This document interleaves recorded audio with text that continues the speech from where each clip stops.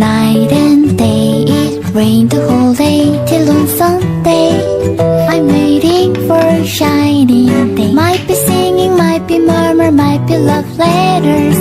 Even if the rain might me be with you.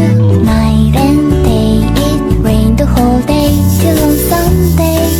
I'm waiting for a shining day. Trying touching radio channel, eating up the sweetest candy, waiting of the rainbow. The flag.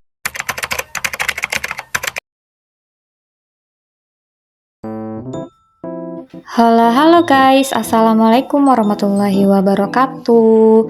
Alhamdulillah hari ini aku bisa share kegiatan aku lagi nih. Seperti biasanya kegiatan ibu rumah tangga di rumah minimalis, di dapur minimalis. Nah jadi ini tuh di pagi hari ya guys, nggak terlalu pagi sih, kayaknya jam 9 apa setengah 10 gitu. Aku tadi habis beli ayam ya, lagi-lagi beli ayam gitu karena emang kita di rumah bertiga ya doyannya ayam supaya tiga-tiganya bisa makan. Nah aku beli tadi 2 kilo dan di sini harganya masih sama kayak yang kemarin ya, 46.000 per kilonya.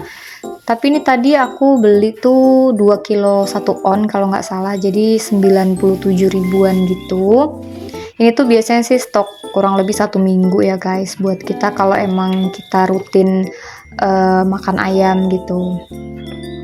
Nah ini aku bersihin dulu karena aku kalau misalnya ngebersihin ayam tuh kayak lemak-lemaknya tuh emang harus dibuang, jadi lumayan lama.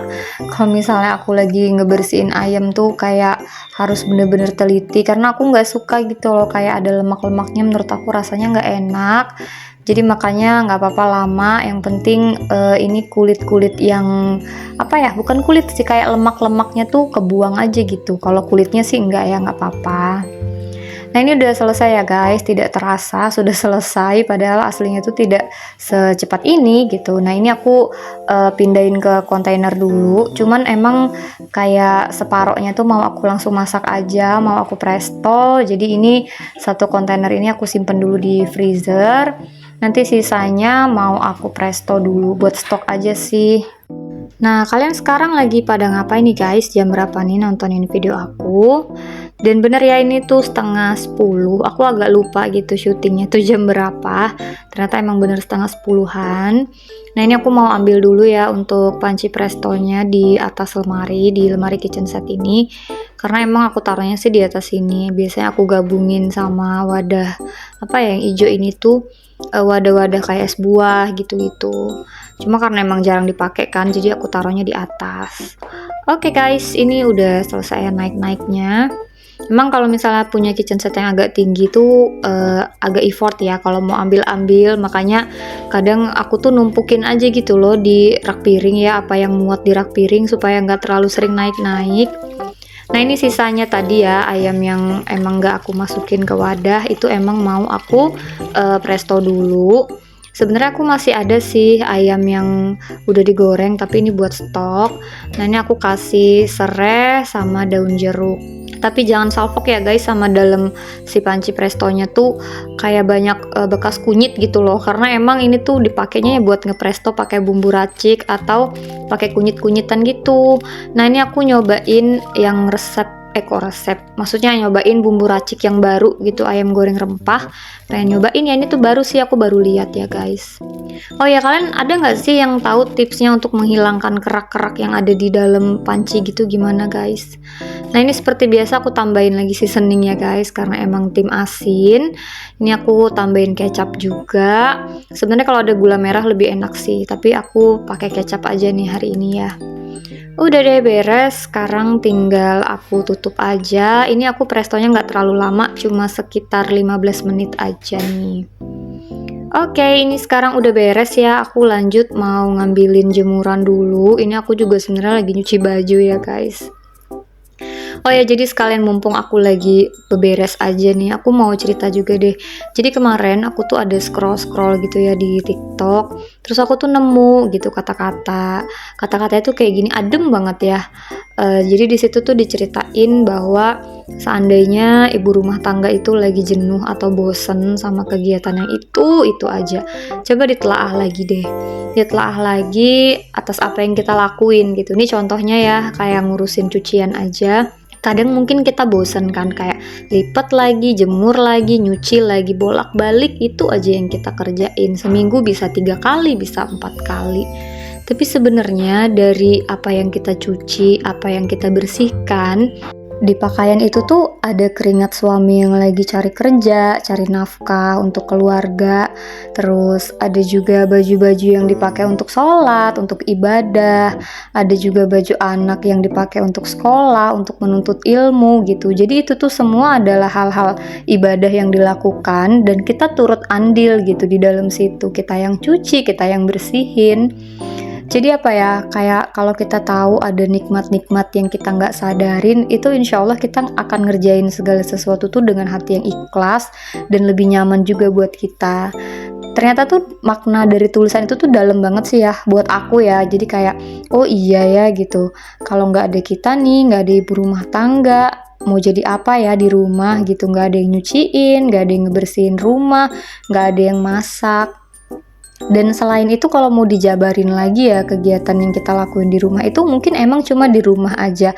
Terlihatnya kayak sepele gitu kan, kayak nggak kerja. Tapi kalau dipikir lagi apa yang kita kerjain itu tuh bener-bener pahala yang luar biasa. Kita masak nih buat keluarga kita ya, kita masak buat mereka makan isi perut sebelum berangkat kerja, setelah pulang kerja. Itu tuh sebenarnya kita juga turut andil kan gitu dalam apa ya, gimana ya jelasinnya, tapi aku yakin kalian paham sih. Pokoknya jadi segala sesuatu yang dilakukan bernilai ibadah di luar sana itu ada andil kita tuh di dalam situ. Jadi kalau misalnya masih ada yang bilang ibu rumah tangga itu nggak ngapa-ngapain, menurut aku tuh salah besar ya. Dan kita juga sebagai ibu rumah tangga nggak perlu insecure gitu, nggak apa-apa kita cuma di rumah aja dengan seragam dinas kita yang dasteran, tapi apa yang kita lakukan, apa yang kita kerjakan itu tuh hasil cinta yang kita punya gitu, yang nggak bisa digambarkan dan nggak bisa dibayar berapapun ya. Karena kalau misalnya mau bayar jasa ibu rumah tangga itu kayaknya nggak akan bisa kehitung. Dan itu juga salah satu tujuan aku ya untuk bikin vlog ibu rumah tangga ini tuh buat nyemangatin teman-teman yang misalnya cuma kerjanya di rumah aja sama kayak aku. Itu tuh nggak perlu ngerasa minder, terus nggak perlu ngerasa kayak kok cuma aku ya yang kayak gini. Enggak, kita semua sama kok. Di rumah kita sama-sama nyuci, nyapu, ngepel, dan kegiatan-kegiatan lainnya, kegiatan ibu rumah tangga yang mungkin ada beberapa orang yang anggap itu sebelah mata, tapi aku yakin kalau misalnya kita berpikir untuk maknanya atau pahalanya itu bener-bener gak ternilai banget.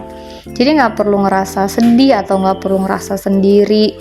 Makanya aku tahu bahwa orang-orang yang suka nontonin kegiatan ibu rumah tangga tuh pasti kayak ngerasa, oh iya ya ternyata sama ya gitu, semua perempuan tuh ya sama gitu, kalau di rumah ya ini yang dikerjain, bolak-balik ngerjain ini lagi, tinggal gimana kita aja menyikapinya, tinggal bagaimana kita ngejalanin pekerjaan itu dengan hati yang senang. Gitu sih kalau menurut aku kan ya. Dan aku juga bikin vlog ibu rumah tangga ini tuh supaya orang-orang juga ngelihat bahwa ibu rumah tangga tuh gak harus sempurna juga, gak harus yang pintar masak, gak harus yang rapi banget, gak harus yang rajin banget. Bagus sih ya kalau bisa perfeksionis gitu. Cuman kadang ada kan beberapa orang yang standar kebersihannya itu tuh nggak kayak orang-orang lain gitu. Jadi aku pengen ngasih lihat aja, aku juga nggak bersih-bersih banget gitu, aku juga nggak pintar-pintar banget masak, tapi ya ini aku gitu ya, aku ibu rumah tangga biasa yang kepengen belajar dan belajar. Cuman dari kekurangan-kekurangan itu nggak aku biarin sih, maksudnya kayak aku tahu oh skill masak aku segini ya, dan aku coba untuk tingkatin walau mungkin belum handal, tapi setidaknya dari tangan ini itu lahirlah, terciptalah makanan-makanan yang cocok untuk keluarga aku gitu. Kemana-mana nih ya omongannya ya, tapi semoga pesannya nyampe ya guys buat kalian semua. Nah oke, ini aku sekarang lanjutin ya ke video. Aku jemur-jemur baju dulu. Ini tuh udah cukup panas banget sih, dan ini aku juga kejar-kejaran sama waktu ya, karena aku habis ini kan mau jemput Dava. Cuman karena Dava tuh pulangnya tuh 12:30, jadi aku masih ada waktu gitu loh. Cuman ini tuh kerjaan hari ini tuh nggak banyak, tapi kebetulan lama. karena ngambilin cucian aja udah lumayan lama tadi ya, terus lipet-lipetnya, terus ini nyuci baju dan jemur-jemur, jadi emang kayak kejar-kejaran gitu sama waktu. Ini juga udah lumayan siang sih, kayaknya udah jam 11-an aku take video yang jemur-jemur ini ya. Jadi pekerjaannya tuh memang singkat, maksudnya bukan singkat, pekerjaannya tuh sebentar. Kok sebentar, pekerjaannya tuh sedikit tapi waktunya lama. Nah udah beres ya urusan jemur-jemur baju, aku sekarang mau keluar. Ini aku mau siram tanaman, kebetulan ini panas banget, jadi aku mau siram dulu untuk tanamannya. Cuman sebenarnya ya untuk tanaman yang di depan kamarnya Dava yang si krokot merah ini tuh harus kena matahari langsung. Jadi kemarin kan udah sempat merah ya. Kalau kalian ada nonton vlog aku yang sebelum-sebelum ini tuh udah sempat merah gitu warnanya. Tapi sekarang karena dia terlindungi sama kanopi ini, akhirnya dia jadi hijau kembali gitu.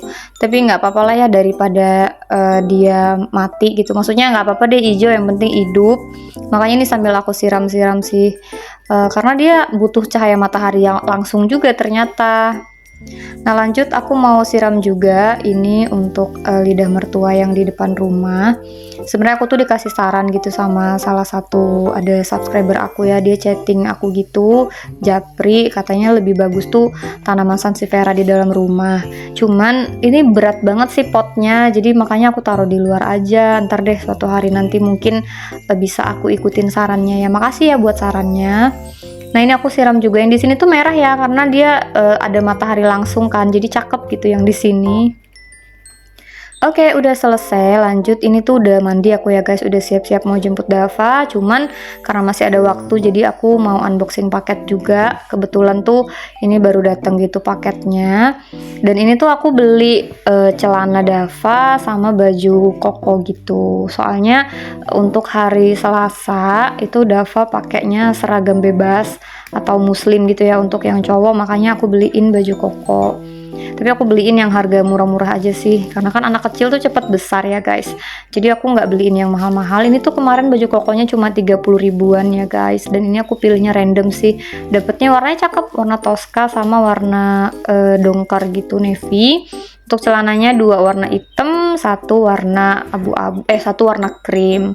Nah nanti buat kalian yang mau samaan aku masukin linknya di deskripsi ya guys. Ini tuh bahannya bagus banget sih, cakep ya, murah tapi nggak murahan gitu loh. Alhamdulillah aku sih suka, karena ini tuh enak banget dipakai. Aku udah beberapa kali gitu loh beli di toko yang ini ya.